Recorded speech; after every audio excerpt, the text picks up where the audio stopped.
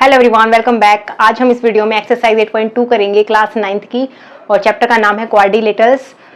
Mid point theorem और उसका converse part already हम कर चुके हैं, और वही कॉन्सेप्ट इस एक्सरसाइज में भी यूज होगा, स्पेशली फर्स्ट क्वेश्चन के अंदर। अगर आपको ने अभी तक उस वीडियो को नहीं देखा है तो प्लीज आप पहले उस वीडियो को देख लीजिए। तो चलिए क्वेश्चन नंबर फर्स्ट करते हैं। देखिए फर्स्ट क्वेश्चन क्या है, ABCD is a quadrilateral in which PQRS are the mid points of the side AB, BC, CD and DA and AC is the diagonal. ये फिगर हमें गिवन है and we have to show that इसमें 3 parts हैं, ठीक है। तो first part में हमें क्या प्रूव करना है कि जो SR साइड है वो AC के पैरेलल होगी और AC का हाफ भी होगी, ठीक है। तो देखो आप ध्यान आ रहा होगा आपको थोड़ा थोड़ा कि जो मिड पॉइंट थ्योरम होते हैं उसमें ऐसा ही होता है, ठीक है। तो देखिए फर्स्ट पार्ट आसान है, अगर आपको मिड पॉइंट थ्योरम की स्टेटमेंट याद है तो we will take in triangle ATC। इस ट्राइंगल के अंदर देखिए S and R are the midpoints of AD and CD. Therefore, by using midpoint theorem, ये प्रूव अपने आप ही हो जाएगा, बट midpoint theorem आपको लिखनी पड़ेगी, ठीक है। तो we will write the line segment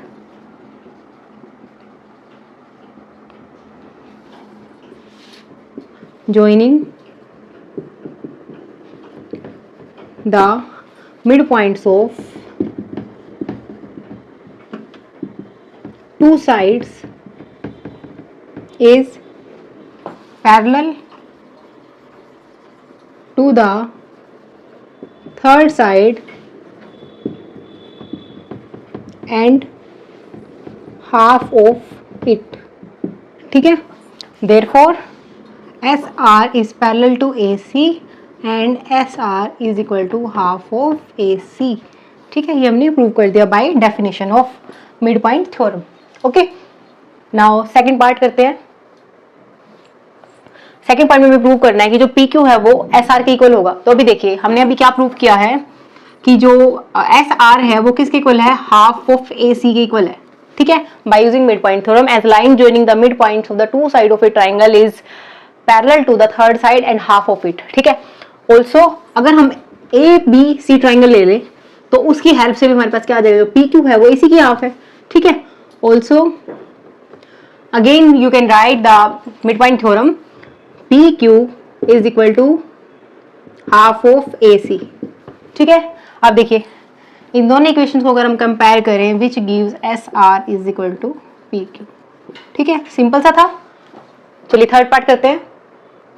अब देखिए जो थर्ड पार्ट है ना उसमें पहले दोनों पार्ट्स यूज हो जाएंगे, ठीक है। तो हम लिखते हैं अगेन, जो फर्स्ट पार्ट से हमारे पास क्या आया था कि SR जो है वो पैरेलल है AC के, ऑल्सो SR जो है वो हाफ है AC के, ठीक है। फर्स्ट तो हमारे पास ये थी। सेकंड कंडीशन क्या आई थी, PQ is parallel to AC and PQ is half of AC and from second part we get PQ is equal to SR। हमारे पास ये 3 कंडीशंस हैं, ठीक है। तो आप देखिए अगर SR AC के पैरेलल है और PQ AC के पैरेलल है, इन दोनों की हेल्प से हमारे पास क्या मिल सकता है हमें कि जो SR है वो पैरेलल हो जाएगी PQ के, ठीक है। और हमने सेकंड पार्ट में प्रूव भी किया है कि जो PQ है वो SR के इक्वल है। तो one pair of opposite sides अगर इक्वल हो जाती हैं और पैरेलल हो जाती हैं तो हम क्या कहते हैं कि जो गिवन क्वाड्रिलेटरल है वो एक पैरेललोग्राम बन जाता है, ठीक है। तो PQRS को हमें पैरेललोग्राम प्रूव करना था, तो इसको हमने जो फर्स्ट और सेकंड पार्ट था, ठीक है, उसकी हेल्प से प्रूव कर दिया। डायरेक्ट क्वेश्चन भी आ सकता है आपके पास कि अगर आपको इस टाइप का कोई क्वाड्रिलेटरल दे रखा है और प्रूव करना है कि आपको PQRS is a parallelogram, then you have to solve first by using the mid point theorem. आपको ये सभी निकालने पड़ेंगे अपने आप, ठीक है। उसके बाद आप ये लिख सकते हो, ठीक है। चलिए सेकंड क्वेश्चन करते हैं। Question 2 is ABCD is a rhombus and PQRS are the midpoints of the sides AB, BC, CD and DA respectively. We have to show that PQRS is a rectangle. अब देखिए PQRS को rectangle prove करने के लिए हमें क्या करना पड़ेगा, सबसे पहले माइंड में क्या होना चाहिए कि हम क्वेश्चन स्टार्ट कहाँ से करें। वो कैसे पता लगेगा, जब हमें पता हो कि हमें प्रूव क्या करना है। अब इसको PQRS को रेक्टेंगल प्रूव करने के लिए हमें क्या करना पड़ेगा, वी नो दैट अगर एक एंगल 90 डिग्री का हो जाता है तो ये रेक्टेंगल बन जाएगा ना, ठीक है। तो हमारा जो माइंड मेकअप है वो क्या है, इसको इसके एक एंगल को 90 डिग्री लेकर आना है, ठीक है। तो देखिए उससे पहले जो हमने फर्स्ट क्वेश्चन में किया था कुछ वही पार्ट अब फिर से करना पड़ेगा हमें, क्योंकि देखो उसी टाइप का ही फिगर है। अब अगर हम ABC ट्राइंगल की बात करें तो क्या लिख सकते हो, देखो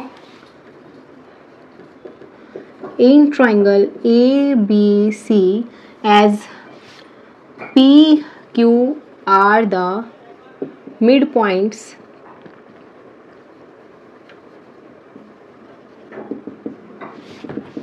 of AB and BC. Therefore, PQ is parallel to AC and PQ is equal to half of AC. Reason is by midpoint theorem. Okay also ये हम इक्वेशन फर्स्ट मान लेते हैं. अब देखिए इस ट्राइंगल के अंदर ADC ट्राइंगल के अंदर इन ट्राइंगल ADC इस ट्राइंगल के अंदर S और R जो है हमारे पास वो क्या है mid points. R and S are the midpoints of CD and DA. Therefore, RS is parallel to AC and RS is equal to half of AC. Again, the reason is same by midpoint theorem. और इसको मान लेते हैं equation number 2. अब देखो इनकी help से इतना हमने ऑलरेडी फर्स्ट क्वेश्चन में किया है, ठीक है. Which implies by using first and second we get PQ is parallel to RS and PQ is equal to RS. One pair जो है अपोजिट साइड्स का वो इक्वल और पैरेलल हो गया है. अगर ऐसा हो जाए तो which implies PQRS is a parallelogram. ठीक है. अब हमने इसको पैरेललोग्राम तो प्रूव कर दिया. अब अगर हम एक एंगल 90 डिग्री प्रूव कर दें पैरेललोग्राम के साथ, अगर एक एंगल 90 डिग्री का हो तो वो रेक्टेंगल बन जाता है, क्योंकि अपोजिट पेयर जो है वो पैरेलल है साइड्स का और इक्वल भी है. ठीक है. रेक्टेंगल में ये होता है अपोजिट साइड्स इक्वल और पैरेलल होते हैं और जो एंगल्स होते हैं वो 90 डिग्री के होते हैं. ठीक है. अब देखिए ये जो छोटा सा हमारे पास क्वाड्रिलेटरल है ना ये वाला, अब हम इसकी बात करते हैं क्योंकि हमें क्या चाहिए कि इन चारों में से कोई भी एक एंगल 90 डिग्री का आ जाए. ठीक है. तो हम किसी भी एक छोटे से क्वाड्रिलेटरल को ले लेते हैं. वो कैसे ले पाएंगे जब हम डायगोनल्स ले लेंगे. ठीक है. हमारे पास जो ABCD है वो एक रोम्बस दे रखा है. ठीक है. रोम्बस का मतलब क्या है, उसके जो डायगोनल्स है वो 90 डिग्री पे कट करते हैं. तो ये याद रखना आप. ठीक है. कि ये जो एंगल है ये कितना है 90 डिग्री का एंगल है. ठीक है. अब आपको पता है अगर ये एंगल हमें 90 डिग्री प्रूव करना है कैसे हो सकता है, अगर ये दोनों आपस में इक्वल हो जाए तो 90 आ जाएगा. अगर ये जो छोटा सा हमारे पास क्वाड्रिलेटरल है अगर पैरेललोग्राम बना दे अगर हम, तो अपोजिट जो एंगल्स होते हैं क्वाड्रिलेटरल के, सॉरी अपोजिट एंगल्स जो होते हैं पैरेललोग्राम के वो इक्वल होते हैं. तो ये जो 90 डिग्री का एंगल है वो ये वाला एंगल भी 90 डिग्री का हो जाएगा. ठीक है. तो हमें भी क्या करना है कि हमें इस छोटे से क्वाड्रिलेटरल को एक पैरेललोग्राम प्रूव करना है. ठीक है. तो हमें बस इतना करना है. आपको पैरेललोग्राम प्रूव करना आता है. अभी मिड पॉइंट थ्योरम लगा चुके. ये पूरे वाला जो है ये हमारा एक पैरेललोग्राम बन चुका. अब ये जो लाइन है वो इस लाइन के पैरेलल है. इसका मतलब MQ जो होगा वो भी ON के पैरेलल होगा. ठीक है. तो बस इसको हमने स्टेप बाय स्टेप लिखना है. तो हम कैसे लिखेंगे. ठीक है. इसके बाद क्या लिखना है हमें, इन क्वाड्रिलेटरल लिख लेते हैं हम. ठीक है. क्वाड्रिलेटरल किसकी बात कर रहे हैं हम, OMQN. इस क्वाड्रिलेटरल के अंदर देखिए यहाँ लिख लेते हैं हम MQ जो होगा वो किसके पैरेलल हो जाएगा, ON के. रीजन इज कि ये जो PQ साइड है ये पैरेलल है हमारी इस AC के. ठीक है.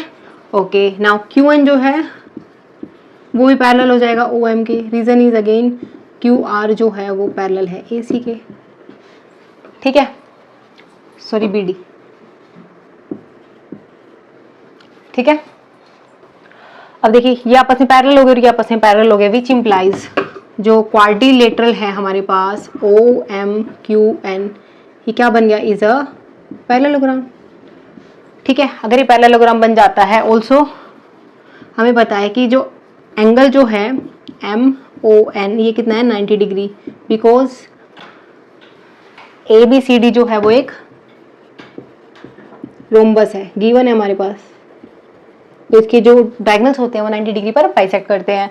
तो अगर ये 90 डिग्री है which implies angle PQR is equal to 90 degree. तो अगर ये 90 डिग्री आ गया और साथ ही हमारे पास ये पैरेललोग्राम भी था, तो किसी पैरेललोग्राम का अगर एक एंगल 90 डिग्री का हो जाता है, इंटीरियर एंगल अगर एक 90 डिग्री का हो जाता है, तो हम क्या कहते हैं, वो एक रेक्टेंगल बन जाएगा, which means PQRS will be a rectangle. ठीक है, तो फर्स्ट और सेकंड क्वेश्चन आपका कंप्लीट हो गया है। आई होप आपको ये क्वेश्चन समझ में आ गए होंगे। मिलते हैं नेक्स्ट वीडियो में। Take care, bye bye.